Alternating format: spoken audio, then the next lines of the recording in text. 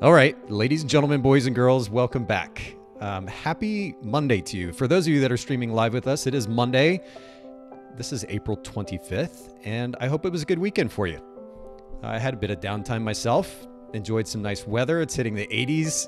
Feels like summer, and it's only April. It's kind of crazy, but it was really, really nice. And I hope it was a really nice weekend for you as well. We're actually bringing back a return guest, one of the few that we've had in the podcast, and I'll introduce Lisa here in just a second. But for those of you that are live streaming with us today, don't be shy. Don't hesitate to jump in and comment, ask questions, join the conversation. And to that end, you're going to be either on Facebook, of course, facebook.com/Bokeh Podcast, or youtube.com/Bokeh Podcast. So for those of you that are not live streaming, you're listening to the audio version of this after the fact, make sure you go sign up, subscribe, turn on notifications, and come join some of these live streams sometimes. We will do one or two a week. And if you follow us at Bokeh Podcast on Instagram, you can keep up with the upcoming live streams. And then for those of you that, and actually, you know what? One quick note here too. For those of you that are listening to the audio version, we are certainly on Apple Podcasts, but we are also on Spotify. And I don't mention this enough, but we actually have video version of the podcast also on Spotify. So if you use Spotify for your music listening pleasure, you can also listen to us and watch us on Spotify, Bokeh Podcast. And so make sure you take advantage of that as well. Okay. And then one last quick note before I bring Lisa in. I want to encourage everybody, as I always do, to look for opportunities to give, whether it's to your local community or to national, international organizations. There's so much going on in the world, and we're pretty lucky in first world culture to be able to kind of sit back and look at this stuff and talk about it, but I think we should do something about it. I made my donation to Charity Water today before we jumped on the show, and I just bring that up for the sake of encouraging you all to look for those similar opportunities as well. It's amazing how just a little bit of money can go a long way. Make sure that you give back. All right, enough of the introduction and monologue. I want to make sure that we give plenty of time to our guest for today. Lisa is here with me. Lisa Aihara, thank you so much for coming back to hang out with me. This is going to be super fun. Oh my God, it's going to be so much fun. Thank you so much for having me. It's easy enough to trick you into bringing me once, but it's nice that you're having me on again. Well, one of the things that I think makes you a little bit unique, Lisa, amongst a number of things, is that you were willing to jump into conversation that maybe for some would be a little bit uncomfortable. I love conversation with somebody who is willing to challenge and to push back and ultimately help me learn. Because I know I've learned, I'm 42 at this point, and I'm still learning so much, and I'm continuing to realize how little I know. And so I love getting other perspectives. And I think it's really healthy for our photography industry too, to hear from different perspectives and different angles on a topic. And we talk a lot about brand and brand position here at the Bokeh Podcast. And you suggested that we would actually get into a conversation here, kind of come back and do another podcast episode. We're going to be talking about the significance, not just of value proposition, which we talk about quite a bit here on the podcast, but personality, as you talked about on your first episode. We'll talk about that in just a few minutes. But, and the importance of one versus the other. We're going to have a little mini pseudo debate today, which would be, I think, a lot of fun. Yeah, we'll duke it out. Well, friendly. Of course, in the most friendly way. And actually, to that point, it's a great segue. So for anybody listening in who missed episode 550, Lisa was with us episode 550 talking about infusing personality into your brand. And so if you missed that episode, of course, we'll link to it in the show notes at bokehpodcast.com. And actually, to that point, I never bring this up, but for those of you that are live streaming, you can see this on screen, bokehpodcast.com. If you go to the website there, you can search for any episode, including Lisa's. If you scroll down, of course, just a reminder that we do have these video live streams, and you can see the latest episodes that have come up on there at bokehpodcast.com. We also have the Bokeh bookshelf. If you're looking for a book that you want to read, personal or a self-help book or a business book, you can go to the Bokeh bookshelf, and there are gobs of books, not just the 4 that you see there, but many more.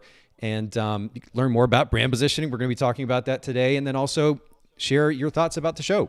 And if you want to be a guest at some point, of course, you also have the opportunity to do that. So I just wanted to highlight that. We don't really do that enough. But Lisa, thanks for coming back to do this show. And let's just kind of jump right in if you're game. Yeah. Yeah, let's do it. Okay, cool. So we talked about the significance of personality, infusing personality into a brand. And I think, there's a really interesting part of your or segment on your website. I'm going to actually jump over to this. Okay.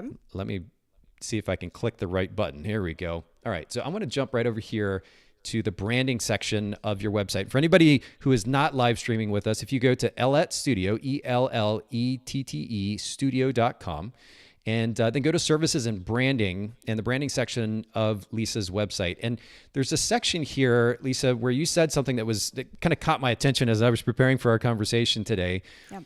You said your customers want to do business with you, not a robot. And in some ways, I think that kind of speaks for itself, but I actually want to get your perspective on that statement, if you will. Yeah, sure. And, this is actually something that you mentioned a little bit in the intro too, how this healthy sort of debate is really, really great in this industry. I tend to think that in our space, we get into this habit of like when we hear someone of influence say something, right, about whether it's how to do business, how to, position yourself, how to do content pillars, that tends to be sort of the idea, and that's like the way to do it, the right way to do it. And then you get an industry of people who are doing the same exact thing over and over and over again. That's an example of something that feels very sterile, something that feels very unnatural, right? Another one that I talk about specifically for design perspective is, when you have a trend in like logo design, like you tend to see a lot of the same logos. You tend to see people who are buying the same logo template because that's what's trendy. And that there's nothing wrong with that if that is sort of connecting to you at a personal level, right? Or that it's tied to your personality, it's tied to the way that you do your business, and then the whole experience is going to feel seamless for your customers.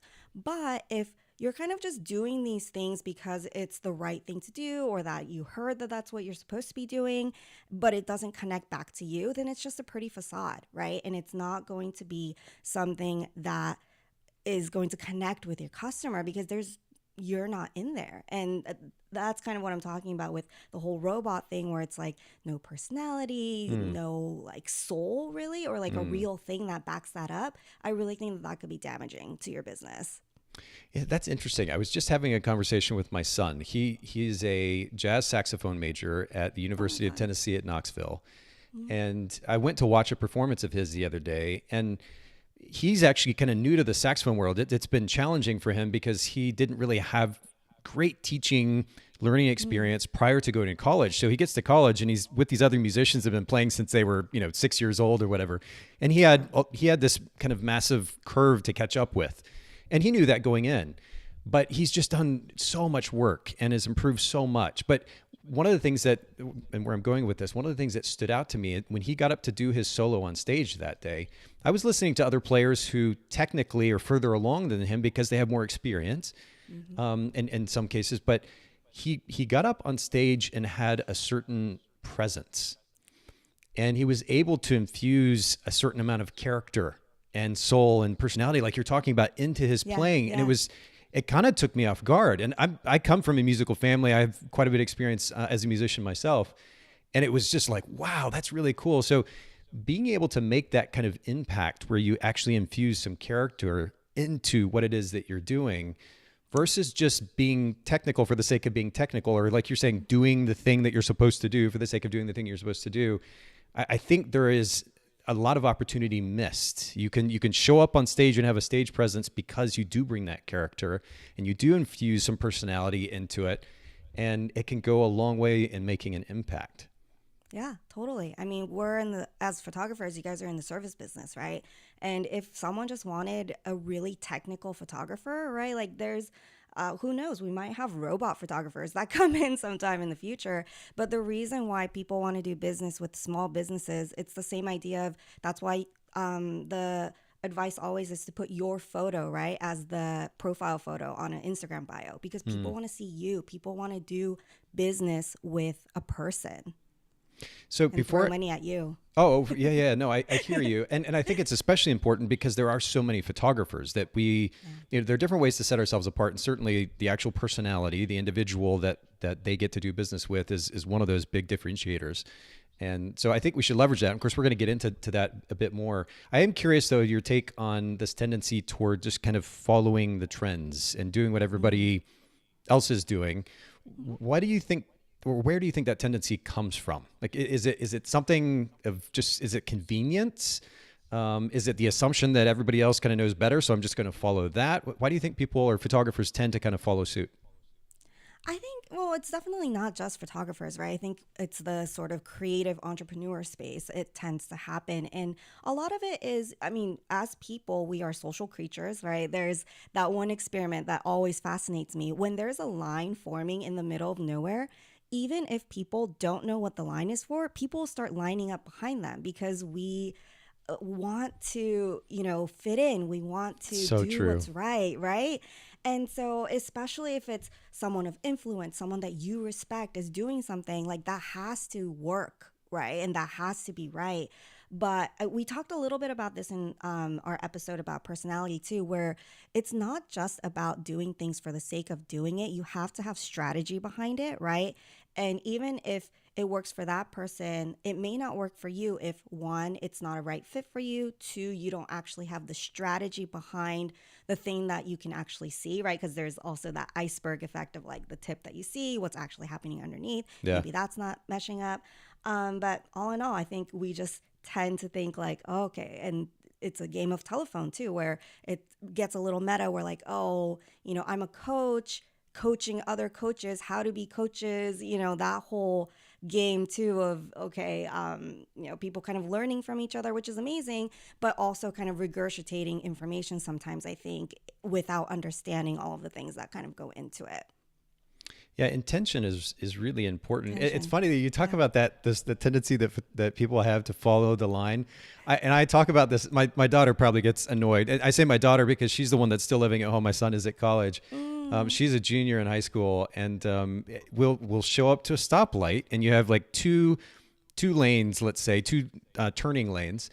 And people just automatically file into the one, while there's literally a lane right next door that has like one car in it. But Yep. there's just this tendency that we seem to have as humans to just kind of follow suit, to do whatever the person in front of us is doing without even taking a split second. It's not that it even takes a whole lot of intelligence. It's just like, open your eyes, look to the left, look to the right. Oh, look, there's another opportunity, and we can go that way. We just have a tendency to follow suit. But the intention, I think, is super important. And I think, I talk about my daughter being in high school.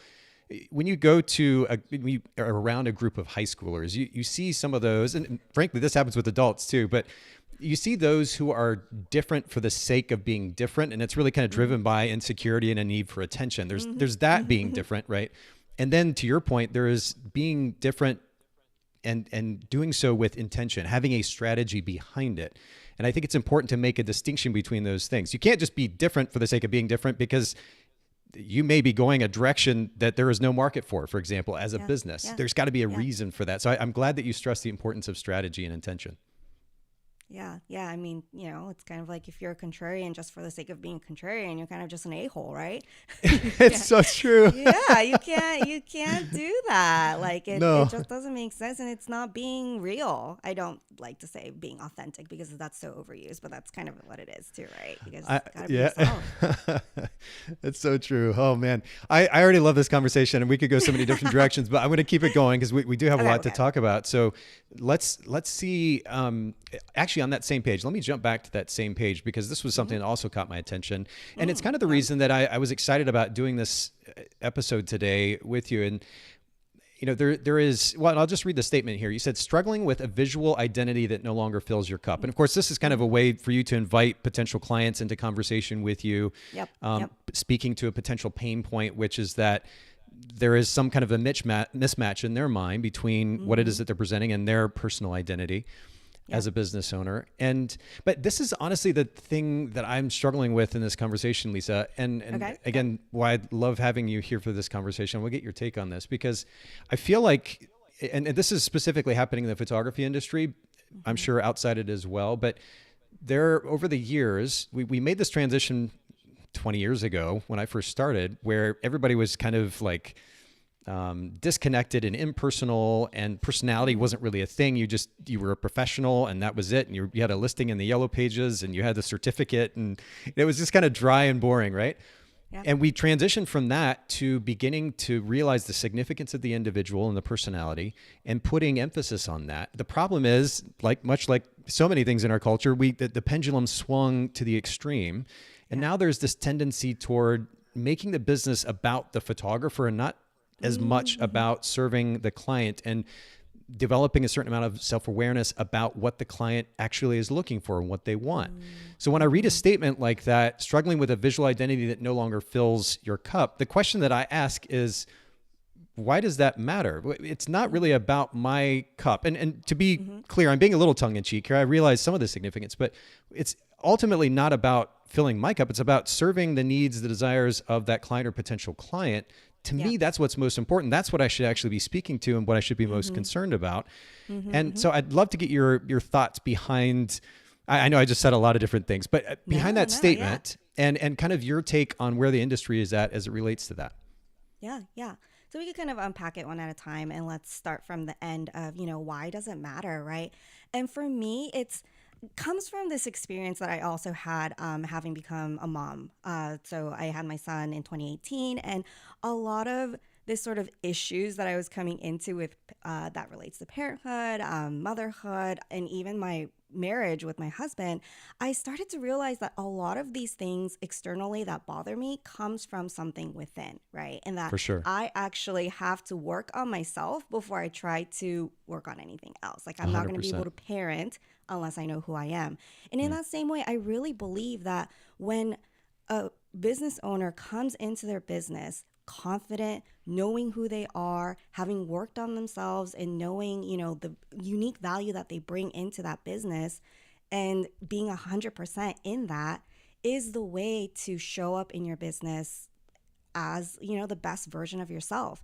And part of that means having a design that really fills your cup. And it's kind of like, say, like, hey, Nathan, like you should start doing your podcast wearing like a really deep V t-shirt instead of your normal V cut, or like start wearing some gaudy jewelry, right? A pink t-shirt instead of a black one. Yeah, a pink t-shirt, right? And there are certain things, I think sometimes, whether it be the way we dress or the way that we present ourselves, that feel like what you're supposed to do, kind of going back to what we were saying earlier. And if that doesn't match with you, and that is not sort of filling your cup in a way that makes you show up in 100%, then that is definitely not going to help you connect you to the customers that are perfect for you, right? And photographers, we were saying too, it's a very personal business. Like there's that connection between you and the person that you're trying to work with, like the way you direct, the way that you pose people, right? And that whole atmosphere is so important that I think while there are, of course, values to the customer, that's very important, that you are also a value to your customer. And I think that can't be really ignored, especially in an industry like yours where it's very, very personal. Where it has to be intentional, though, I think that's kind of our special word for this episode, is that, as a professional, you sometimes forget that certain things that are a point of parity in your industry, which means, like that everyone should have and it's a must-have, isn't something that your customer knows all the time, right? So you might think like, oh, well, I'm a photographer, so obviously like I'm gonna give you great photos. Like that's a given, like I don't need to talk about that. Depending on who your customer base is, like maybe that is something also that you need to mention. So I think there's a little bit of both happening, where it's some people are kind of just swinging way too much on the personality, and then other people also are forgetting that there are certain things that you might think are must-haves and no-brainers with your service that the customer still needs to be educated on. So I think it's, trying to find that balance between those things and trying to get someone's attention, right, in the short attention span that we now have.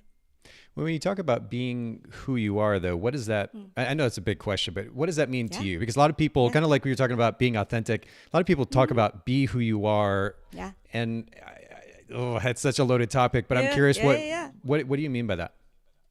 For me, it means, not trying to impress someone, not trying to do things for the sake of, this is how a professional should act. This is how, my mentor is like when they're working with their clients. This is the way, that is trendy. Like, all of those things I think that get in the way of any social interaction, right? Like if you notice yourself kind of using certain words just because you know that that's how you're supposed to say things, like, oh, be authentic, right? Or what's another big one that's happening these days, like all these buzzwords that are kind of throwing around, like, oh, mindfulness. Like, I know that these words are, or these ideas get trendy. Sometimes maybe they do kind of mean something to you too, but Sure. if you're not doing it in a way that actually like backs up what you are and who you are as a person, then they're kind of empty, right? And it's that whole like facade thing that I was talking about earlier too. It kind of all falls in. Like if I started saying stuff about mindfulness, but I just have Headspace in my phone and haven't opened that app since I downloaded it, like that is so like ingenuous. And I don't know. It's like you said, it's this like life question, and it's this big like I think a mission for all of us, like whether Sure. it's about our business or for our life, but it's about kind of embracing all of the good and the bad things about yourself and loving yourself and showing up because of those things, not despite them, right?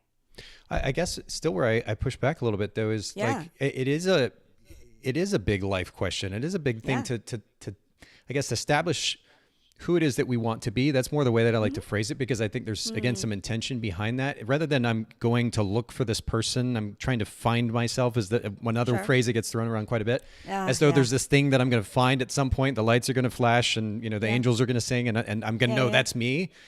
There she is. Yeah, that's I don't know where we even got that, but I like to be more intentional. So I make a decision about the value set that I want to represent, that I intend to Yeah. live consistently.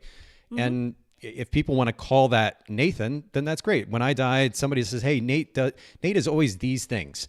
Okay, job done. But this idea that we are this thing that's in a box, that we can only be that thing, and if we go outside that thing, then we're not ourselves. I don't know. I feel like we've built it up so much and then decided to associate that with our business to the extent that we get our feelings hurt about stuff or make too big of a deal about certain things that, again, are irrelevant yeah. to the actual task at hand, which is to serve the client. Right. Yeah, So yeah, again, yeah, yeah. I'm going a little bit to the extreme for the sake of playing devil's advocate, because I yeah. understand the significance of wanting to run a business that has personal significance. There are certain things that I want to be in life. And so I've built businesses ultimately that have enabled me to live out those values. And that's how I'm able to express myself personally. But the idea that I make such a big deal about it, that I miss the primary focus, which is to serve this client, that's where I feel like we're getting on our own way. And where I think things can even get confusing when it comes to being able to effectively capture the attention of a potential client. If I go to your site, for example, Lisa, I mean, we're going to kind of break this down in more detail here in a second, but I think it's a beautiful example of, I mean, you've got that position statement at the top of that page, along with some color. Talk about infusing personality into it. But the position statement's there immediately, so that potential client knows what they're getting. And then they immediately see that beautiful picture of you, like lots of energy coming through, and then they can get to know you a little bit more in some of the text further down the page. But it's the obsession isn't with yourself. And I think maybe that's part of what the issue is. There's a lot of insecurity that drives this need to be seen and to find significance for ourselves as individuals. And then in many cases that trumps what I think should be the focus anyway, which is to serve the client. Communicate to that client how you're going to be able to add value to their life. You may find some value in that process, and that's great. You should design your business that way, but that's the part that comes first. And I guess that's why I put so much emphasis on it. What do you think?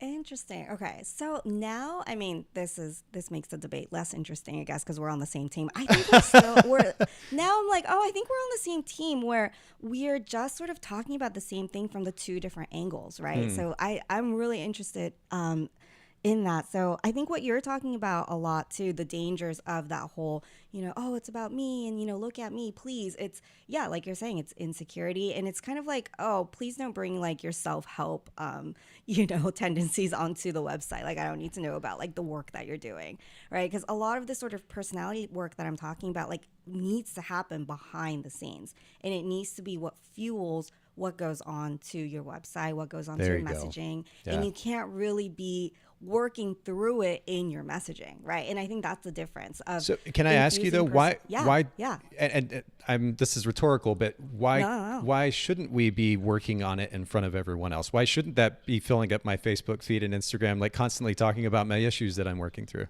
You know, if that's your brand and that's a strategy, again, it goes back to if that's your strategy and you want to connect with people who are also working through it and want to connect with, you know, someone who understands that struggle, right? And I think even within photography, that could totally be a thing. Maybe you are a photographer who works with, you know, people who's gone through trauma or who, and that's like really important to you to like capture someone in their beautiful moments, even after having gone through something horrible. Maybe you like to work with other entrepreneurs, right, and doing brand photography for people who have overcome struggles, and therefore that's the way that you connect with them. There are ways to do these things that even, you know, could seem like a red flag if it doesn't have the strategy behind it, but if you're intentional about it and you are doing it because you know that that's what's going to connect you with your ideal client, then anything is kind of fair game. And I think that it could possibly happen. Although if you're positioning yourself as, you know, a wedding photographer, it's like your best day ever, like, you know, we're going to figure this out, like this is all going to be, you know, don't worry about anything. And yet in your messaging, you're like, oh my goodness, like I just had a personal crisis. I don't know who I am anymore. Like that's not going to send the right message, right? So it really depends on, and again, like what you're saying of understanding your brand positioning. How does that relate to your personality? And to me, I think it's kind of a prerequisite to know who you are before you know who you're for, right? And that's sort of the transition that needs to happen. So even in the my website that you had the example of with that headline there, that positioning can only happen because I knew who I was and what kind of style I have, right? Like branding that looks like you and no one else. That feels very casual. That's kind of like in your face, right? Like, you know, that's someone who won't care and is happy to do a debate because it's like, yeah, like, you know, this is just what I am, who I am, like take it or leave it. I'm sometimes off-putting to some people, but here I am. And that's kind of the way that I present myself because I know that that's who I am and I can't be anything else, right? Right. And if instead on there it says something like, oh, you know, beautiful branding to capture the essence of your being, like, which is sort of the same thing, right? It's saying the same thing, but in a much different way. Like it doesn't connect with me. Like I would never say essence, right? Like you can tell by this face. Like it's not something that I would say. So I think there's nuances and there's different ways to do the exact same thing, but in a way that only you can do it. And I think that's only comes in when you understand who you are and your personality and how that reflects out. Well, and Sun Lee is listening in from YouTube. She says, I have to say, I think infusing your personality into brand is one and the same as value proposition. It's hard for me to separate the two ideas. Mm-hmm. And then Dawn from Facebook, she's saying, yes, again, I see photographers only looking at it monetarily versus being compassionate about capturing special moment for your client. So, yeah, I mean, there are different takes on this. And I know different photographers are doing things differently. Mm-hmm. But I think, like you were saying, the theme seems to be intention. Let's go back to the intention. And, you know, there's a difference too. I think we should make it clear that there's a difference between authenticity, as in not being fake, and dumping your personal baggage on people constantly. Like nobody wants that. It's exhausting to listen to and to watch. And I have noticed, I think in recent, maybe in the last year or two anyway, a little bit less of that tendency where people are just kind of throwing up all their personal issues onto social media, and we're supposed to take that in and like, you know, heart it and pat them on the back virtually. But we need to make that distinction between authenticity and kind of unloading our own baggage. And I'm glad that you highlight the importance of continuing to do that work behind the scenes. It's so true. You have younger child, and I'm talking about a 20-year-old and a 17-year-old, but I'm doing a lot of work as well behind the scenes, and it's hard sometimes, but we got to do it if we want to continue to be better as individuals and business people. And we don't necessarily have to put it all out there while we're doing that. So yeah. I mean, you know, we're all so complicated and we have so much things going on in our lives that even if we, you know, keep certain things behind the scenes, we are still being ourselves, right? I think there is that trend that happened where unless you're exposing your whole self, you are not being authentic. And that's not the case, right? Like you don't need to pose naked to show your whole self. Like you could still be wearing clothes, right? And you could, not talk about your whole life. Like I have a dog that I never talk about in my messaging because that's not really part of my How brand. inauthentic of you, Lisa. I know, right? That she is being hidden. Like, oh my goodness. Like now people are like, oh my, she has a dog. Like this changes everything. But with our stories, like our kids have come up because that does sort of bleed into my story in the sense that, they were part of my journey, my growth, and me believing in personality. So that's why they come in. Like if that wasn't part of my brand, then I might not even talk about my kids, right? And those sort of selection, and I hate this word because it got so overused too, but curating a little bit of your story and knowing which stories matter to your personality that you're bringing into your business, to your value propositions, right? To, how you want to connect to your customers, right? The things that you might talk about with your clients. Those are the parts of yourself that you should be bringing into your business. But if, you love astronomy, but that's not really something that you would talk about with your clients and want to connect with them on, then don't talk about it. And that's a personal detail that doesn't need to be part of your business, right? And in that same way, you could kind of, go down the line of all the things that make you you. And even if you're not spilling everything and all of the, like the crisis that I had yesterday because I don't know, my son like refuses to wear clothes. But if that's not part of your brand, like you don't need to talk about it. That's true. Well, I love that analogy of like us showing up on social media or whatever platform. Yeah. Not completely naked doesn't make us inauthentic because we're not showing everything. We don't have to show everything in order to be real. I think it's a brilliant analogy, honestly. Ellen, thanks for listening in. She says, I love your podcast. I listen every week. Keep up the good work. I appreciate the kind words. And everybody else who's live streaming, please don't hesitate. Jump in, comment, ask questions, join this conversation. It's a really good one. And Lisa, I actually want to ask you the next question. And as we're talking about the significance and some type of balance ratio of sorts between personality and value proposition when it comes to presenting and ultimately running a powerful brand, there was a figure that I just read, again, in preparation for our conversation today. And this is coming from a company called Content Square. They did a massive survey, actually, of data. And it says that 55 seconds is the average amount of time that someone spends on a page.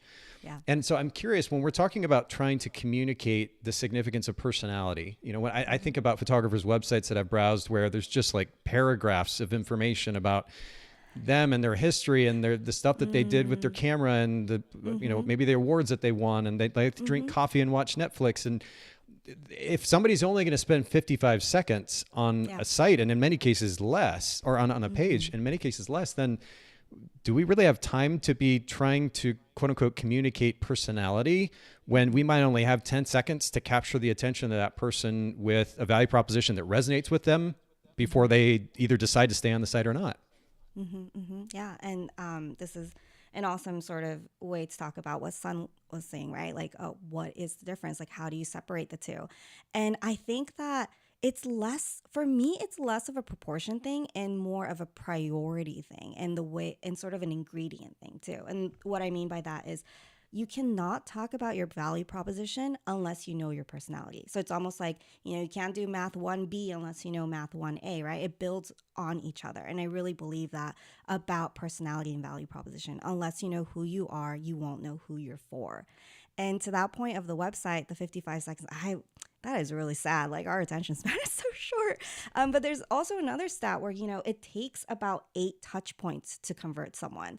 So I think maybe a way that we can kind of change the perspective on this is know how the website is going to function in your overall marketing strategy, right? And know what kind of messaging you want to do on that homepage, and kind of be really strategic about that. Like, okay, are people coming into the website mostly from search, from, where that means this is the first time they're seeing me, or are they mostly coming through from my Instagram feed where they already sort of know me and they want to learn more? And that's really going to change, right? The way that you position that website and what kind of information you want to put on there. there. And that way, maybe you spend a little bit less time on your stories and instead infuse your personality in the way that you talk about your value proposition. Because I really believe in the power of words too, where a specific word can change the meaning of that whole sentence just by tweaking it. And I think that's one way that you can kind of infuse your personality. I used to say like fun a lot in my value props and the way that our process goes, like, oh, it's going to be fun. And I've since sort of changed that to like, oh, like I'm always playful with something. And I think that that's a really subtle but very specific and pointed difference in I that. agree. And in that same, yeah, and in that same way, you can do that with pretty much every word on your website and kind of see like, is this the way that I would say something? Is this, even a word that I would use? Is this a story that I would tell at a dinner party the first time I meet someone? Or is this more like a second date story? And you can kind of really position all of the details about you, all of the features and things that you want to punch up as values to your customer and position them in a priority of, okay, well, this is what they need to know first, then this, et cetera, et cetera. And it's all going to kind of fall into place when you come in with that lens of how are these people seeing this website? When are they coming in? What touch point are they? Is this the 8th time that they're going to see me and they're going to be ready to convert? So I'm not going to spend too much time on story because they already know me from Instagram. Or, am I getting a lot of first timers who need to be warmed up a little bit? So we do need to infuse a little bit of story into that first page. Those are, I think, the kinds of things that you need to look at to figure out what goes on a website. You were saying though that we have to be clear about our personality before we come up with the value proposition. But I still think about like what we want versus what the market actually wants. Like I could be an obsessive fan of Sesame Street and offer, Sesame Street wedding photography. Just because that's my personality doesn't mean that that's a value proposition that's going to strike a chord with the marketplace. So talk to me about a balance there again. Like I understand the significance of personality and it's fun. And if nothing else, it's fun. It makes our job more fun to kind of build our interests into the brand. But again, it doesn't matter what we like if the market doesn't want it. So what's the balance from your perspective? Yeah. And, the flip side of that too is just because the market wants it, you might not be good at it too, right? So there's that bit of, so you have to kind of figure that out. And I think that's where the photography industry, as saturated as it is and as, kind of feels impossible sometimes to stand out, the fact that there are so many photographers does mean though that there is an opportunity for you to stand out when you're doing something different, right? And that, even if you think like, oh, I'm like the 120th wedding photographer in my market, like maybe there is someone who wants a Sesame Street wedding. And if that is something that you're really passionate about and you're kind of out there, you will literally be the only person and you will stand out in this saturated market because, none of those 119 photographers do a Sesame Street wedding and that's not going to be in their portfolio. Right. But it's such a hard balance, right? Like what you want to do versus what the people want, but if you can't do it, then, what's the point? So there is definitely a middle ground where, I think the personality is less about maybe the type of work that you do, and instead it's more about how you do the work that you do. And maybe that's really the disconnect that's happening right now in the industry, where people are so focused on their personality being about, and infusing that into what they do, which is their work. But that's not really the case. The personality really instead informs how you do your work, right? Because in a sense, like, yes, we're all taking photos, right? That's kind of a given, but we all take photos in different ways. Or, we're all editing photos, but we all edit in a different way, right? And I think that way that we do something is where our personality can come in. Like, how is our how do our phone consults go? How does a session go? Like, how do I set up this atmosphere? Do I set up a photo session like a event and it's like really fun because that's who I am and I'm such an extrovert and I just want things to feel like, this big old like social event? Or am I more a comfort, like homebody? Like, I want to have photo sessions in your home. It's almost like a cozy dinner party, right? Like, those are kinds of things that happen with like what kind of host you are, what kind of leader you are, what kind of, really service provider you are based on who you are as a person. I think that really comes through specifically in your industry. You were talking about the ratio, kind of the ratio of priority, really, that you put on personality versus the value proposition. Yeah. And I mean, if we were to be super simple about it, I guess we could say that maybe it's 50-50, but what is your take on it? Just kind of like gut take on it. Yeah, 50-50. You can't have it's kind of like a foundation of a house, right? Too. Like it's not, they do different things, the foundation versus the structure that's on top. But if you don't have a strong foundation, then even if you put 100% of yourself into the structure, it's going to fall down as soon as there's an earthquake. I think about it in that same way where you kind of have to put 100 in both, unfortunately, where you have that base first and then you build upon it with the value propositions that you have, the brand positioning that you have, the mission statement that you put forth in your marketing, et cetera, et cetera. It kind of just builds up on first you knowing who you are. You mentioned to me, though, previous to our conversation today, that you feel like that the stage that a business is in, I guess that it might affect the priority that you give to personality versus value proposition. Can you explain what you mean by that? Yeah, I think that, there are different stages in your business because in the beginning, when you're just starting out, you're kind of figuring everything out, right? And there has been this I think trend of you need to have your branding really, really tight before you even launch your business. And I think that that's so damaging because you could spend days and weeks and months of working on that branding before you think that you're ready to launch, right? And you'll never start your business. I think in that beginning part, you just have to ride on your inertia and your excitement of starting this thing and just go for it. And you'll figure yourself out as you go, right? I think where the really stopping to think about, the body of work that you've had, who you've been showing up as, kind of infusing your personality into your value proposition, that kind of comes a little bit in that middle stage. I think that's around the time when you start figuring out that actually I'm not a ballroom photographer, which you might have not known when you were just starting out, right? I think that there are certain stages where you have to really go through the motion and figure out where you're going to land. And then there's the stage where you now know who you are and you now know how you want to show up. Now, how do I reflect that into my marketing and my brand positioning so that everyone knows how to find me? Because, you're kind of just still figuring things out. You don't know the lay of the land yet in the beginning, and you kind of have to just go out there. So early stages, you're getting out there, you're shooting kind of any and everything, getting a feel for it, and then narrowing down the focus as you go along. Mm-hmm. Yeah, that's really the way that I look at it. Yeah. Katie on Facebook says, I needed to hear that. Figuring out your branding can be a mental block. Oh my God, and I know. It really can be tough, Katie. And I'm curious, Katie, if you don't mind commenting too, let us know how long you've been in business too, because I think that would be an interesting perspective to hear. And I appreciate your comment. Again, for those of you that are listening, streaming with us right now, don't hesitate to chime in. Son Lee says, oh my gosh, thank you, Lisa, for pointing that out. We don't have to have our branding completely figured out right now from the get-go, and we can give ourselves time to figure this out. And so I think Lisa's bringing much needed perspective to the conversation today. Oh, God. See, we're nice. Comment and talk to us.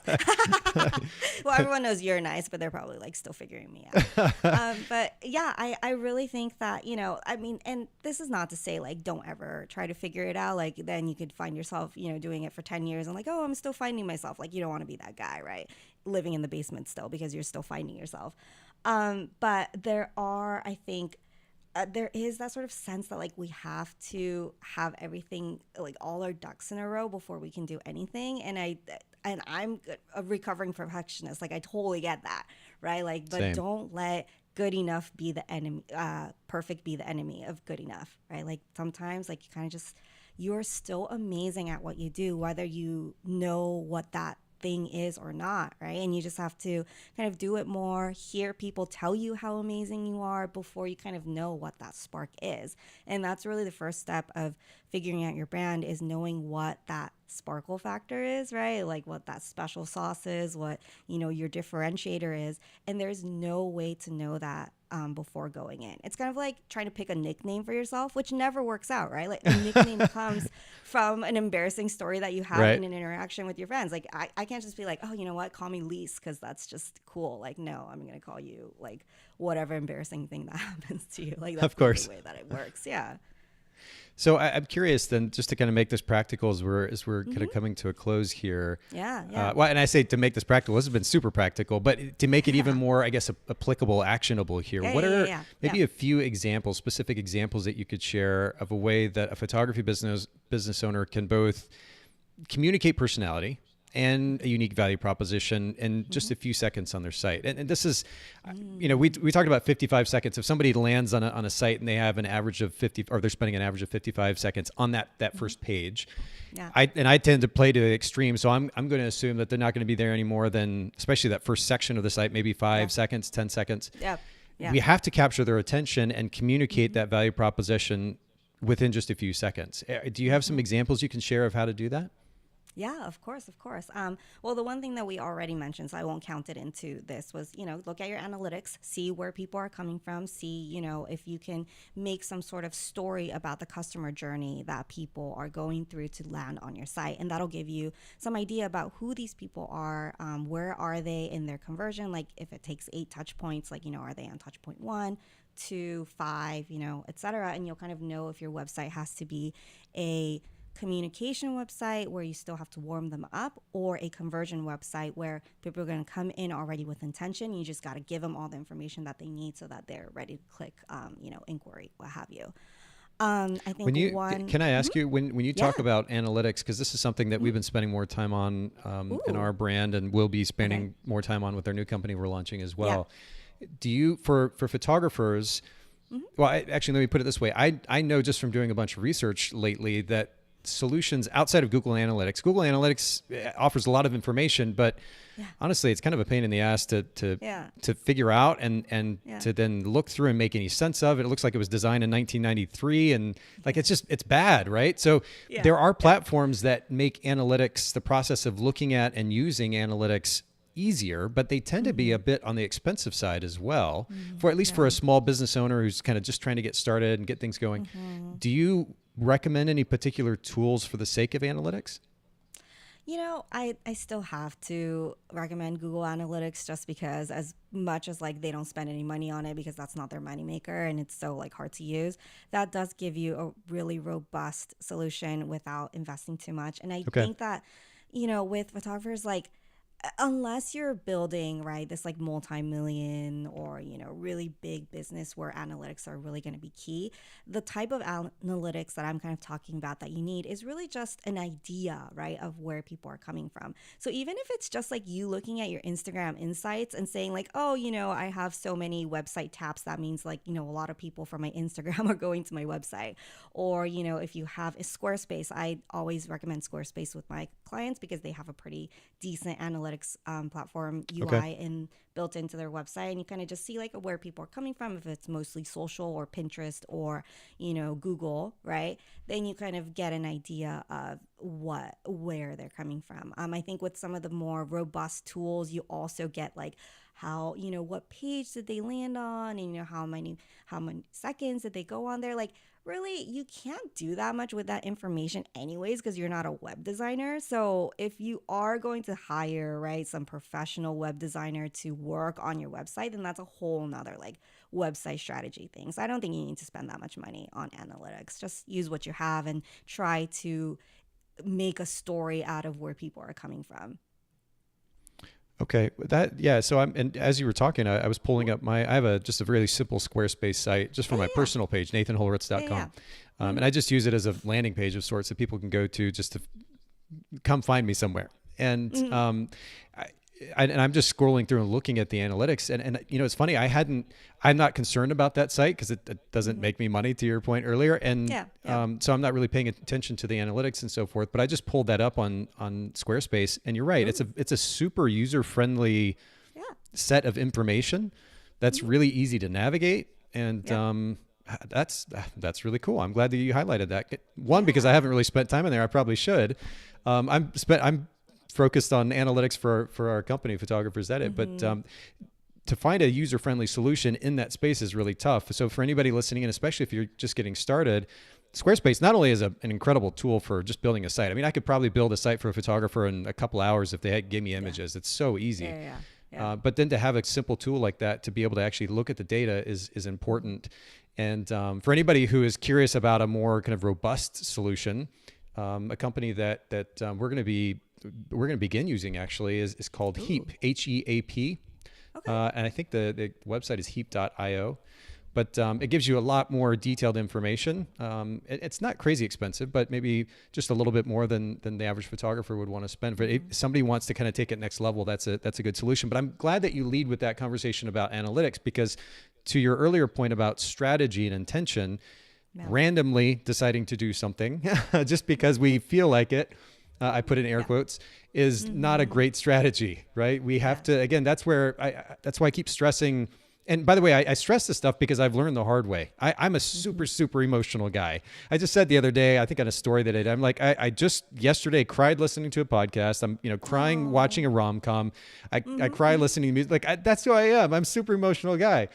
But I've also seen where emotion falls short quite significantly if you're going to do anything significant, especially both in our personal lives, but also in the business world. And so learning to kind of find some balance in that and realizing over the last number of years the significance of data, numbers, whether it's looking at finances or it's looking at traffic to your site and customer behavior.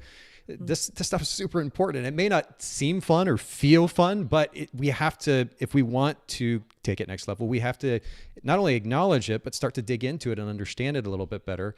And so having simpler tools to be able to do that with, I think is great, but it enables us then to, okay, customers are behaving this way.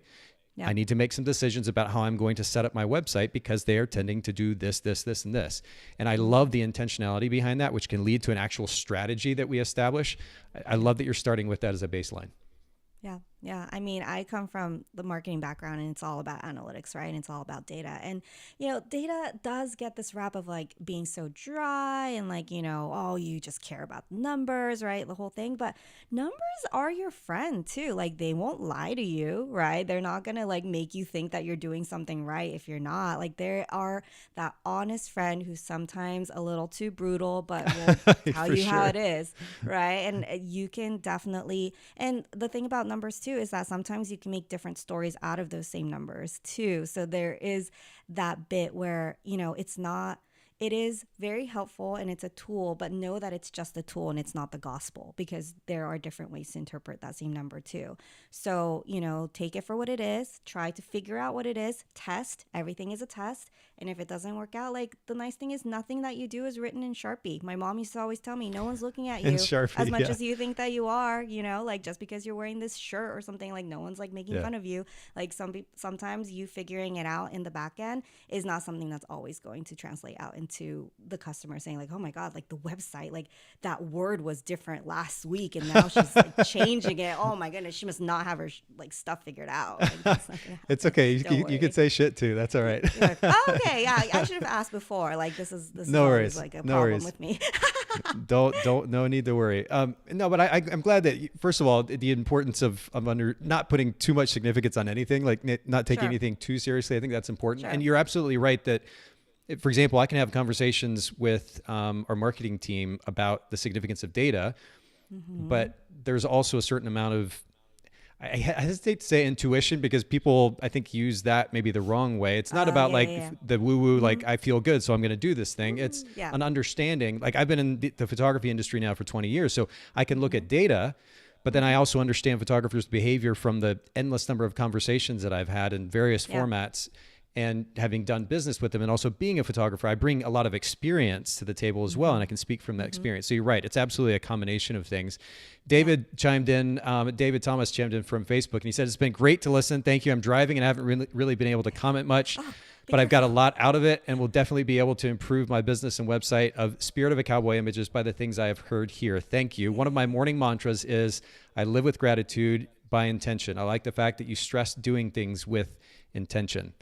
And I appreciate you chiming in, David. That's really cool. Appreciate you Yeah, listening. thank you. Okay, More so cowboy. we started with the significance of analytics. I think you were going to mention a couple more kind of tangible ways that photographers can mix that personality and value proposition when they're communicating with potential clients on their site. Yeah. I think that whole like story prioritization that we were talking about earlier too, like think about all of the stories that you want to share and then why you want to do that, right? So if you have these stories and these paragraphs on your website, print them out. I'm like an old school, like paper and pen kind of person. So I challenge you to print that out and write down on there what the point of that story is and what is that doing, right? Is it a story that is meant to communicate your story so that, they can relate to you? Is it so that they can trust you? Is it so that, you can communicate your value proposition? Like, know what the intention and the point and the sort of role of each of those personal details are. And then challenge yourself to see, is there a better story for this? Is there, is it actually spending too much time on this story when, the job is really teeny tiny? So can I cut this? Can I move this somewhere else because this is not really a first impression kind of story? Take all of those personality bits, highlight them, and challenge yourself in that way. I think that's a really good way to sort of audit what's on your website and what kind of stories you're telling on there.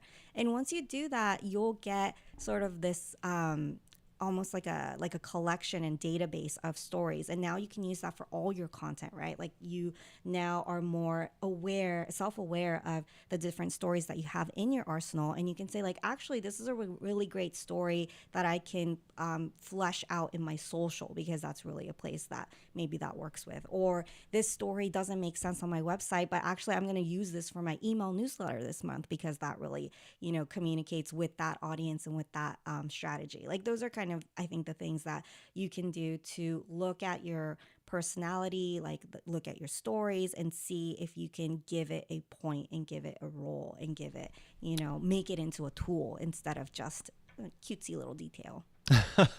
Yeah.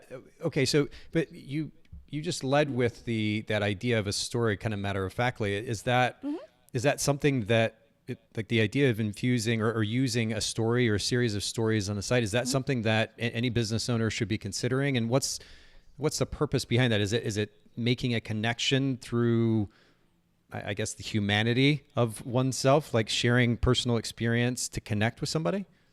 Yeah, I mean, you mentioned that a lot of websites that you see have stories, right? Like, have paragraphs and paragraphs of details about themselves. Yeah. So that's kind of how I brought that in. But story is such a, it's a big word that encompasses anything. A story could be one sentence even, right? If you are communicating something and you are, kind of setting a scene and it's not just a sentence that has features in it, then that's a story. And I think that, people tend to overcomplicate that word too, of like, oh, if I have to do storytelling on my website, that means every website has to have like a 3-paragraph, like 3-stage arc thing in, to tell why I became a photographer. Like, that's not necessarily the case. No. I do believe even something like, people want to do business with you, not a robot. That's a story, right? There's a beginning, a middle, and an end to that. Like, there is an intention behind it. There's a strategy behind it. And that could be as simple as, a 1-sentence value proposition, a 1-sentence mission statement, a 1-sentence 30-second elevator pitch that you put on there. That's still a story if it has to do with you and it has to do with your main character, who is your client, and how to kind of connect with them. Yeah, I think a story, for example, when I think about creating marketing content for my company, one of the ways that I'll do that is to relate to a personal experience. So I'll say, hey, you know what? I had this personal experience, and because of that experience, I know how it feels to be in this position. As a photographer, I was shooting 30, 40 weddings a year.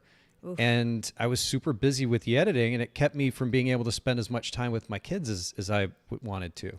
Yeah. And so I started Photographers Edit, and we're here to help handle your editing so you can spend more time with the important people in your life. So that right there is what that took me 10 seconds to say. I told a story, but I wasn't by telling a story about myself, I wasn't like saying, "Hey, look at me, listen to my story, Yeah. fulfill my Yeah. need to Yeah. have a pat in the back." It was just, "Hey, this was my experience, and so I know what it feels like to be you, and so I want to help you, Yeah. and here's Yeah. how I can help you." So I'm telling a story to make it personal. I'm speaking to a pain point that I can relate with this potential client on, and then I say, "Here's a solution." And so I'm ultimately making it about them. I talk about it so that I can relate to them, but I'm ultimately making it about how I can serve them. And to me, that's almost like the perfect example of this balance that we're talking about. Yeah. Sure, Yeah. there's personality there and that I shared some of myself, Yeah. but that wasn't the focus at the end of the day. It was, hey, this is how I can help you because of that experience. Does that make sense? Yeah, totally makes sense. And that's because you had strategy behind it, right? And the personality comes through in the words that you chose, in the story that you chose to, communicate that to a person. Like, because maybe for another person's personality, right? Like they're more like perfectionists, and therefore they're like, I was spending so much time editing because like I had to get every shot right and I was obsessing over it. But, that's why I started Photographer's Edit, so that I don't have to do that anymore, right? Like that same-ish story can go in different directions based on that person's personality. And that's why I think story is such a powerful way to make a differentiator, because the same story could be told so many different ways and to fit you, and it becomes your story, even if it's, the same story that everyone else is telling. Like, I mean, every movie, right, is the same story when you think about it, but it's just done in a different way. And that's kind of the same way that personality works in your marketing, in your brand stories, in your brand positioning. And that's why you belong in this space and you have a spot on the table, because no one else is like you with that mix of story and personality and value proposition. Like, you're the only one that can do that. Well, Lisa, I'm glad that we got to come back and have this conversation today, because it's and to be fair, it's one of those that we could go on for like 3 or 4 hours probably and really dig into it in even more detail. But I think this is good food for thought for everybody, including myself, by the way. And there's opportunity for more conversation. I know that you and I discussed the possibility of having a photographer on and doing kind of a brand consultation with them. So for those of you that are listening now, and those who'll be listening to the audio version after this, make sure that you follow us at Bokeh Podcast. And we'll be putting some information out about that here in the near future and inviting a photographer on. And that'll be a really fun little exercise, and ultimately kind of allowing photographers to listen in and to watch, to see these principles that you and I have discussed, Lisa, play out in real time and in real life too. I think it's going to be really powerful. Yeah, come hang out with us. It'll be a good time. Well, and in the meantime, too, I just want to invite everybody listening in to go to, well, first of all, you go to ellettestudio.com. So I've got this up on the screen for anybody who's live streaming. ELLETTE studio.com. Yes, Lisa's kind of doing the, what is it, the Vanna White, like the underlying her domain there. And hitting my mic in the process. And then you can also follow Lisa on Elette Studio on Instagram. I've popped that up there on screen as well. And then Lisa, just briefly, if you don't mind, let our listeners know how they can, I mean, I guess I've just given it to them, but how can they get in touch with you for branding related services? Just kind of give them a brief overview, if you will. Yeah, if you want to chat me up, I'm usually on Instagram. Send me a DM, and I'm not scary. I hope I didn't scare you off from this. And you could, we'll just talk about it and figure it out and see what might be a good solution for you. Perfect. So, right there for anybody who's live streaming Elette Studio. We'll link to this, of course, in the show notes at bokehpodcast.com. Lisa, thank you again. Thank you, everybody, for joining us today, for hanging out. Love the conversation. We'll talk with everybody soon.